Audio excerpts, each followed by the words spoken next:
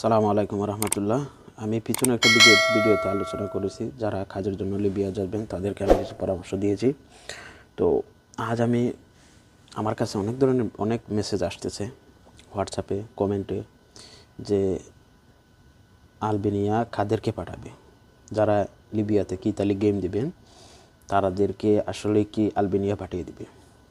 তো আলবেনিয়া এবং ইতালির চুক্তি নিয়ে আমার চ্যানেলে অনেক ভিডিও দেওয়া আছে, অনেক আলোচনা করেছি এই বিষয় নিয়ে। তবুও কিছু আলোচনা করতে হয়। যারা আমাকে মেসেজ করতেছেন হয়তো আমার ভিডিওগুলো দেখতেছেন না, দেখলে আসলে সম্পূর্ণ তথ্যগুলো আপনারা পেয়ে যাবেন।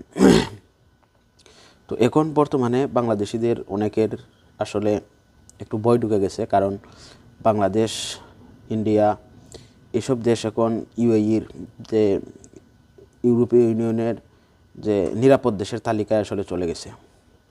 তো এই জন্য অনেকের আসলে ভয় কাজ করতেছে যে সবাইকে নাকি পাঠিয়ে দেবে আলবেনিয়া থেকে বাংলাদেশে পাঠিয়ে দেবে। আসলে এটা সত্য যে বাংলাদেশ এখন নিরাপদ দেশের তালিকায় চলে গেছে, এবং যারা আসলে কমিশন দেবে এবং কমিশনে রিজেক্ট হবে তাদেরকে দেশে পাঠিয়ে দেওয়ার মতো আইন ইউরোপীয় ইউনিয়নের আছে, এবং এটা কার্যকর করা এখন সহজ হবে। যখন বাংলাদেশ নিরাপদ দেশের তালিকায় ছিল না, ঝুঁকিপূর্ণ দেশ ছিল, তখন হয়তো এত সহজ ছিল না যে বাংলাদেশে ডিপোর্ট করার, এত সহজ ছিল না। কিন্তু নিরাপদ দেশের তালিকায় যাওয়ার ক্ষেত্রে এখন অনেক সহজেই এই বাংলাদেশে ফেরত পাঠাতে পারবে যারা অবৈধভাবে ইউরোপে ঢুকবে। তো এখন আসেন কাদেরকে আসলে লিবিয়া পাঠাবে, এই আলবেনিয়া পাঠাবে, এই বিষয়টা নিয়ে আমি ক্লিয়ার করি। আমি পিছনে অনেক ভিডিওতে আমি এই বিষয় নিয়ে কথা বলছি এবং ক্লিয়ার করেছি যে কাদেরকে আলবেনিয়া পাঠানো হবে। যারা লিবিয়া, তিউনিসিয়া থেকে যারা গেম দিবে ইতালির উদ্দেশ্যে, যে কোনো দেশ থেকে ইতালির উদ্দেশ্যে যারা ভূমধ্যসাগর পাড়ি দিয়ে ইতালি ঢুকতে চাবে, যাদেরকে আন্তর্জাতিক সীমানা থেকে যাদেরকে রিসিভ করা হবে, আপনারা আবার কথাটা শুনবেন, ভূমধ্যসাগরের আন্তর্জাতিক সীমানা থেকে যাদেরকে রিসিভ করা হবে শুধু তাদেরকেই আলবেনিয়া পাঠাতে পারবে, তবে সবাইকে না। আপনার যারা 18 বছরের নিচে থাকবে তাদেরকে পাঠাতে পারবে না, যারা গর্ভবতী মহিলা বা এরকম যারা থাকবে তাদেরকে পাঠাতে পারবে না। তবে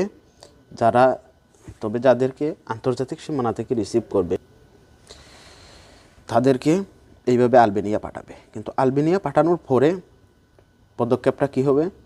আলবেনিয়া পাঠানোর পরে পদক্ষেপটা হবে যে ওইখানে থেকে আপনারা এই ইতালি আপনার অ্যাসাইলামের জন্য আপনি আবেদন করতে পারবেন, এবং ইতালি ঢোকার পরে ক্যাম্পে থেকে যে প্রক্রিয়াগুলো করা হয় আপনার রেসিডেন্স পাওয়ার জন্য বা আপনার বৈধতা পাওয়ার জন্য, যে প্রক্রিয়াগুলো ইতালি ক্যাম্পে থেকে করতে হয় বা ইতালি ঢোকার পরে করবেন, সেম কাজগুলো আপনারা আলবেনিয়া ক্যাম্পে থেকে ওইখান থেকেই করা হবে।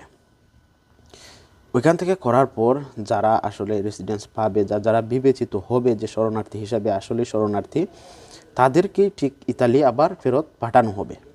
আর যারা রিজেক্ট হবে এবং যারা এই শরণার্থী হিসাবে বিবেচিত হবে না, তাদেরকেই ঠিক নিজ নিজ দেশে পাঠানো হবে।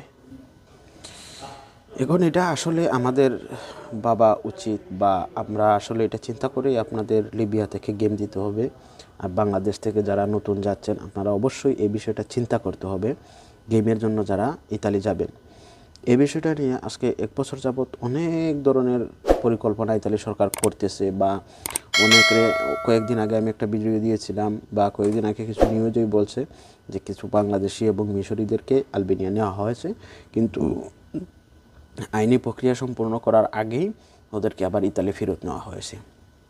কিন্তু ইউরোপীয় ইউনিয়ন ভিতর অনেক আইন আছে যেগুলা শরণার্থীদের জন্য আসলে, বা যারা শরণার্থীদের জন্য যারা কাজ করে, যে সংস্থাগুলো শরণার্থীদের নিয়ে কাজ করে, এই আইনি লড়াই করতে যে ইতালি সরকার আসলে ওদেরকে যে আলবেনিয়া রাখতে পারে নাই, বাধ্য হয়ে ইতালি ফিরত নিয়ে এসেছে। কিন্তু বর্তমানে এই আইনি প্রক্রিয়াটা অনেক অনেক এগিয়ে নিয়ে গেছে ইতালি সরকার, যেহেতু বাংলাদেশি বা মিশর বা যারা শরণার্থী হিসাবে যাচ্ছে ইতালিতে, তাদেরকে আসলে দেশে ফেরতও পাঠাতে পারতেছে না, বা আলবেনিয়াও পাঠাতে পারতেছে না।